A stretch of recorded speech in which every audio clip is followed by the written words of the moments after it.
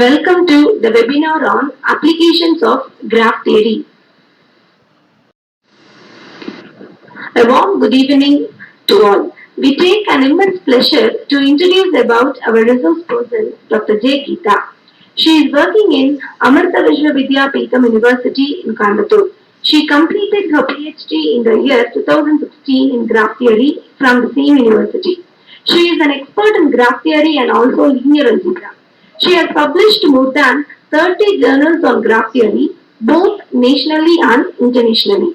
It's an honor and privilege for us to have her webinar session.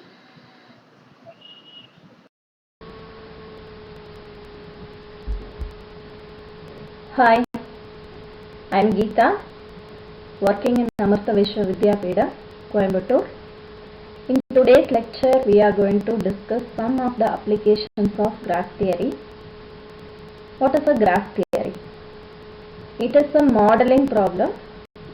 You can model some real-time situations like social networks into a graph, and we can find some graph parameters. Based on that, we can make some conclusion.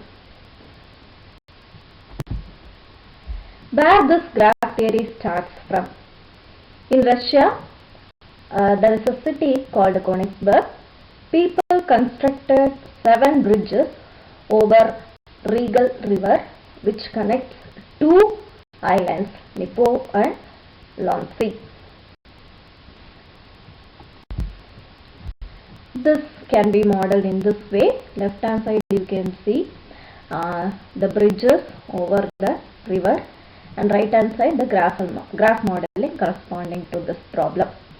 So here the problem is to find a path that should cross over each of the 7 bridges exactly once, and again we have to come back to the same place where we have started. Another development was given by Sir William Hamilton. He started with a game which asked to find a path which has to give a path from one place to all other cities that have to visit exactly once. But it was a failure one. We could not find such kind of path. So there are some other applications of graph theory. It is used to finding communities in network, ranking hyperlinks, and in day-to-day life we are using GPS, which gives you a shortest path between any 2 places. In today's lecture we are going to discuss only 3 important graph parameters. One is domination, coloring, and planarity of the graph. So we start with the definition of a graph.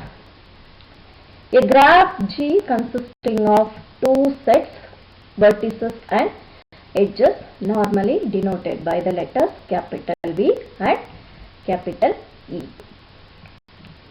So the vertices, you can see in the example, a graph which consists of the vertices V1, V2, V3, V4 and V5, and the edges from E1 to E8. When we are giving direction to all the edges, the graph is called directed graph. Without the direction to the edges, the graph representation is known as undirected graph. So if an edge EK is identified by the vertices Vi and Vj, then the edge EK is incident with the vertices and Vi and Vj, and the vertices Vi and Vj are called adjacent vertices. So there is another important terminology in graph modeling called degree of a vertex V. It is nothing but number of incident edges. So the degree of a vertex V is nothing but how many vertices or how many edges are incident with that particular vertex. Normally we denote it by d of b. So we start with the dominating set in a graph, which is defined as a subset S of the vertex set of G if every vertex in the graph G is an element of the subset S or it is adjacent to an element of S. So where it is used, this domination where we are using in the day-to-day life. Suppose we want to begin departmental stores in several places. We will not begin a departmental store in every place. We will try to build minimum number of stores which covers the maximum area. So this can be modeled as graph, and finding the dominating set gives you where we can begin the departmental stores. For example, consider this graph. V1, V2, V3, V4 are the V5 are the vertex set. We can choose the subset of V as S in this way: V1, V3 and V4. If you look at the vertex set V, V1 is adjacent with V4, V1 is adjacent with V2, V2 is adjacent with V1, V3 is adjacent with V5 and V5 is adjacent with V4. So if we consider the set S, either of the vertices is present in S or the vertices are adjacent with the elements of S. So yes, you can call it as dominating set. Is it unique? It is not. So in the same graph, if we choose the subset as just V1 and V2, that also dominating set. So the remaining vertices, if we look at, V4 is adjacent with V1, V5 is adjacent with V1, V3 is adjacent with V2. So this set is also a dominating set. So what we have to choose as the minimum, that is what domination number. So there are some other applications we can see. Codus routing, finding the minimum number of stops, because we cannot stop everywhere where the student is. So we have to find the minimum number of stops to pick up the maximum number of students. Next one,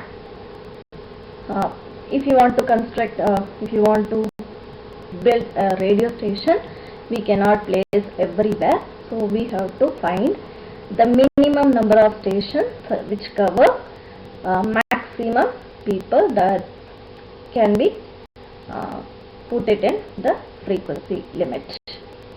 Next one is computer communication network. We cannot have people, more people to communicate with on, so we will try to minimize the number of communication places. Next one is graph modeling. So graph coloring. When we talk about graph coloring, normally we call vertex coloring only. So what do you mean by a vertex coloring? A vertex coloring of a graph is assignment of colors to the vertices such that no two adjacent vertices receive the same color. So for example, in the left hand side you can see you have a graph, 4 colors are used, 3 colors are used to color the vertices. Can it be minimized? You cannot minimize the number of colors in this case. So minimum we need 3 colors to color the vertices of the graph. So another graph coloring is nothing is edge coloring. So right hand side it is given. For the given graph, how many colors we need to color the edges of the graph such that no two adjacent edges receive the same color. So how many colors we need here? Minimum we need 4 colors. You cannot minimize it further. You can check it. So what are the applications of graph coloring? There are many applications. I have listed out only 2. Scheduling final examination and frequency assignment. So we see this by means of an example. Scheduling final examination. Suppose we want to schedule some final exams for computer science courses with the following course. So you have 8 courses and you have one more condition, that there is no student in common taking the following pairs of courses. So the question is, how many exam slots we need to schedule the exams? Of course, we cannot put all the exams in different days. That means you cannot put each one courses in 8 days. That means you cannot have 8 days. That will be the maximum one. So we want to minimize the number of days. So we have to convert this into a graph coloring problem. The courses are represented by the vertices. You can see 1007, 3135, 3203. All these are course code that can be represented as the vertices. And how we can take the edges? First we will take the edges whenever the courses have common student. So first one, what we can do is, we can do this by putting edges where the students are mutually excluded. So this is your graph. Then we have to take the complement. This is the original graph modeling of the given problem. Now here we can see we want to color the vertices. How many colors we need to color these vertices? You can see the course codes 3157, 3203, 4118. They cannot be put in the same date. So minimum we need 3 exam slots.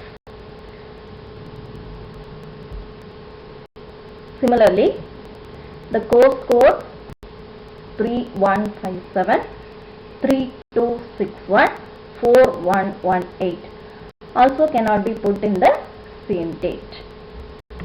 So if we color the vertices, this is our coloring of the vertices.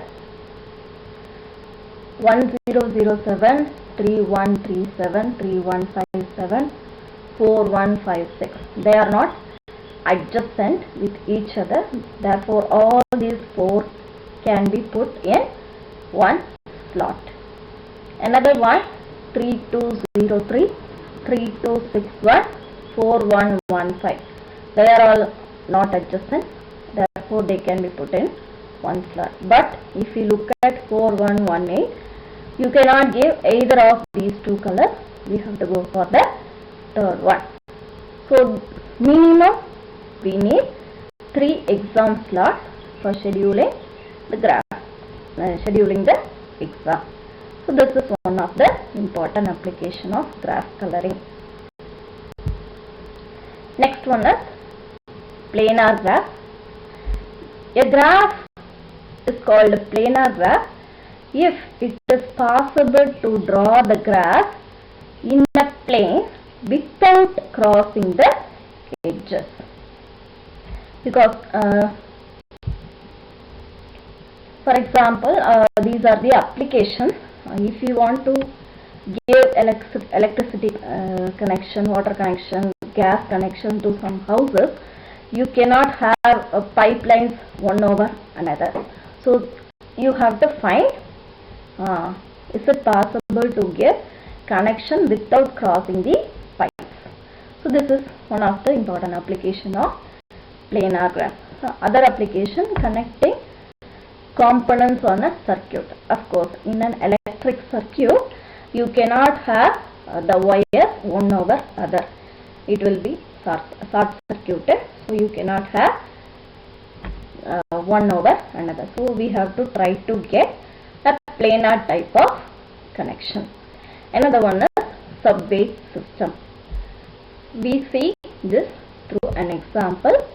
So this, as I said, the utility problem application of graph, planar graph. So if we have three houses, if you want to give electricity connection, water connection and gas connection to these three houses, is it possible to get without crossing line? So you can see, first you can give directly first one to all the three, second to all the three also possible, but third to other is not possible. You can see the blue line. You cannot give water connection to the third house without crossing any of the lines. So this is another graph modeling problem. So we have some other graph modeling problem and graph parameter which are used to find many of the real-time application. And thank you for listening.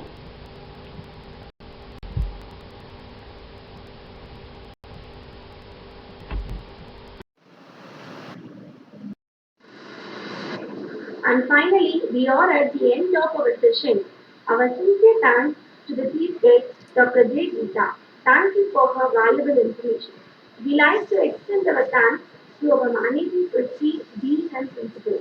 And also, we extend our thanks to the participants who made the session be complete. We thank you all once again.